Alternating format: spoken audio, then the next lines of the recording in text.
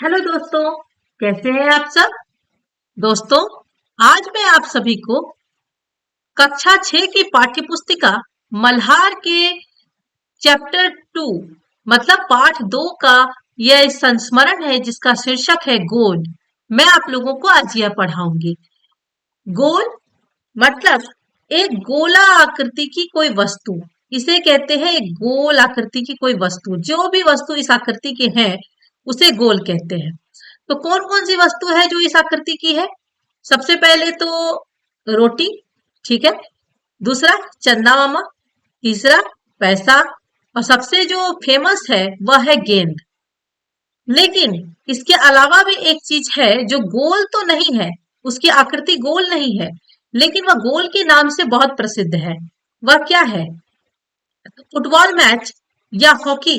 Hockey का खेल का चित्र जो यहाँ दिया हुआ है और इस कहानी में मुख्य रूप से इस संस्मरण में मुख्य रूप से हॉकी खेल के बारे में ही बताया गया और उसके जो प्रसिद्ध खिलाड़ी हैं मेजर ध्यानचंद, उनका ही संस्मरण है।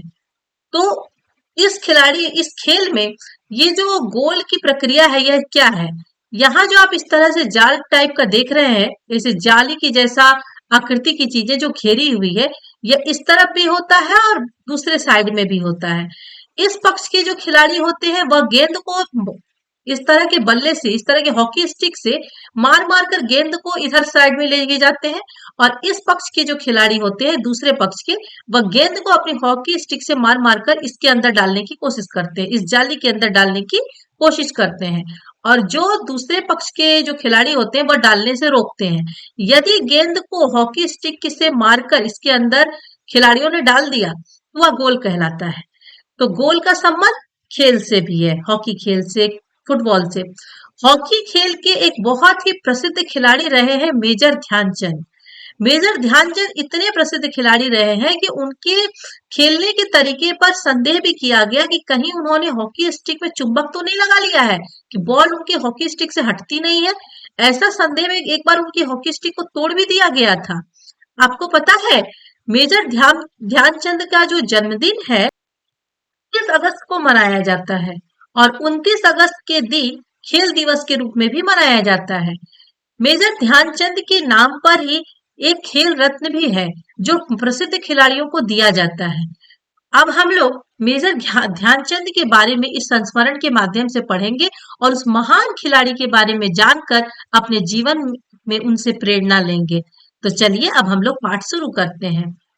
इस पाठ का नाम पढ़कर मन में कुछ गोल वस्तुओं का जिक्र आया होगा, आपके मन में कुछ चित्र उभरे होंगे। तो वो गोल वस्तु क्या उभरे होंगे जिस पर हम लोग चर्चा किए। गोल गेंद, गोल रोटी, गोल चंद्रमा, इस तरह के चित्र आए हमारे मन में। लेकिन ये जो विशेष प्रकार के गोल है उसके बारे में मैंने आपको बताया कि यहाँ पर जो गोल का चर्चा है वह किससे है।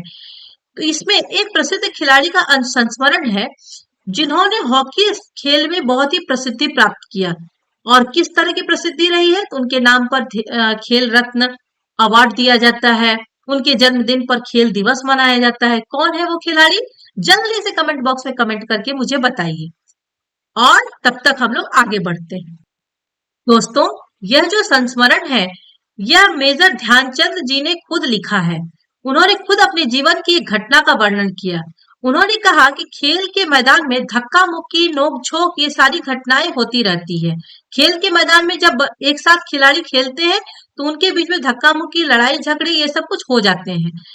तो जिन दिनों वह खेला करते थे उन दिनों में एक घटना घटी कि सन 1933 की बात है।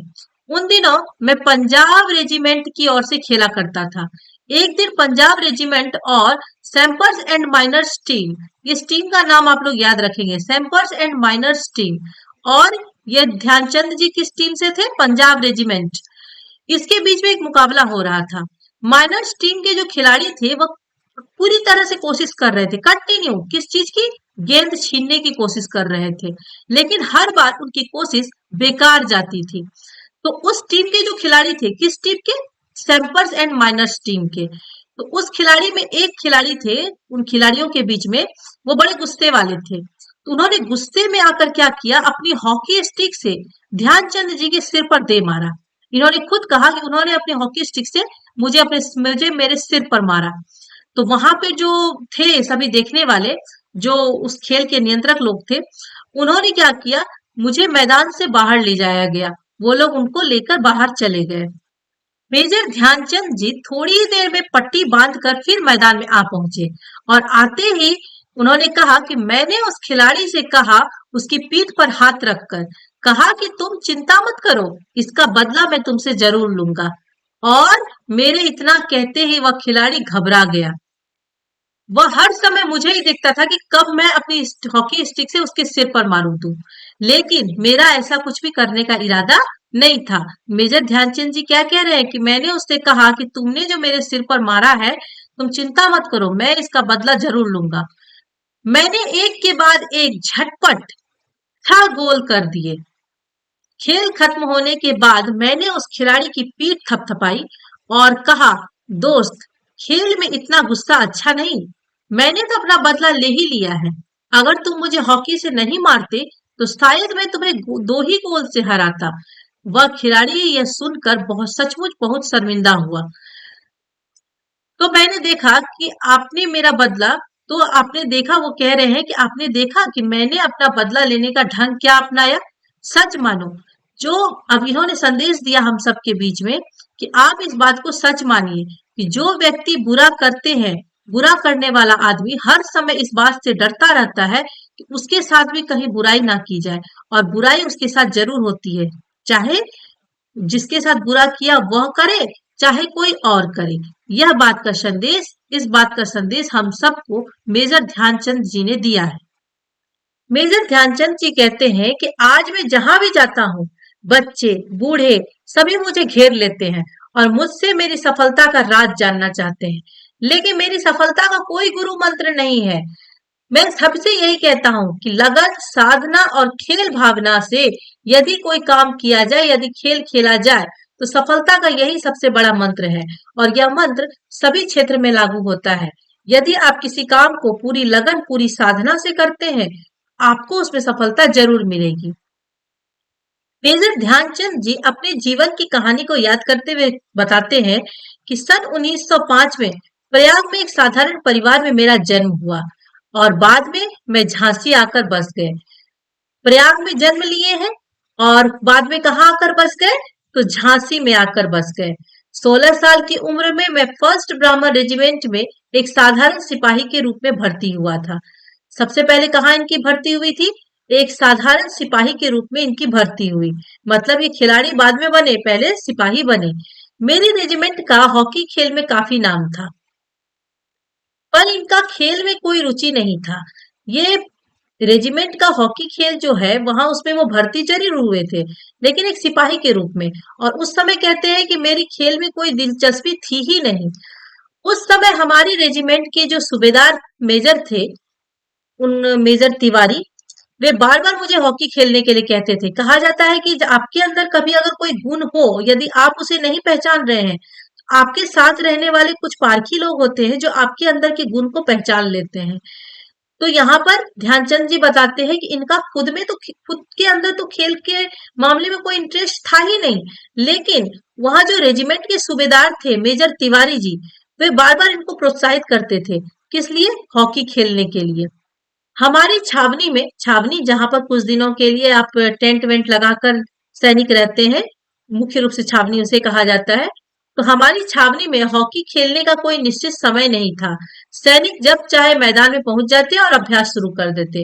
और उस समय मैं एक नौसिखिया खिलाड़ी था। नौसिखिया का मतलब होता है नया नया सीखने वाला। नौसिखिया का क्या अर्थ होता है? नया नया सीखने वाला खिलाड़ी। फिर सीखते सीखते यह इतने प्रवीण हो गए कि इन्हें खेल में ले लिया गया, और जैसे जैसे इनके खेल में निखार आता गया, वैसे वैसे इनको तरक्की भी मिलती गई। सन 1936 में बर्लिन ओलंपिक में मुझे कप्तान बनाया गया। ध्यानचंद जी बता रहे हैं कि जब बर्लिन ओलंपिक मैच हुआ, उसमें इनको कप्तान बनाया गया। उस समय मैं सेना में लांस नायक था। बर्लिन ओलंपिक में लोग मेरे हॉकी खेलने के ढंग से इतने प्रभावित हो गए कि उन्होंने मुझे हॉकी का जादूगर कहना शुरू कर दिया। लेकिन ये खुद कहते हैं कि इसका मतलब यह नहीं कि सारे के सारे गोल मैं ही करता था। मैं सारे गोल नहीं करता था, बल्कि मेरी कोशिश सिर्फ यही रहती थी कि मैं गेंद को गोल के पास ले जाऊं। और जाकर अपने किसी साथी खिलाड़ी को दे दूं।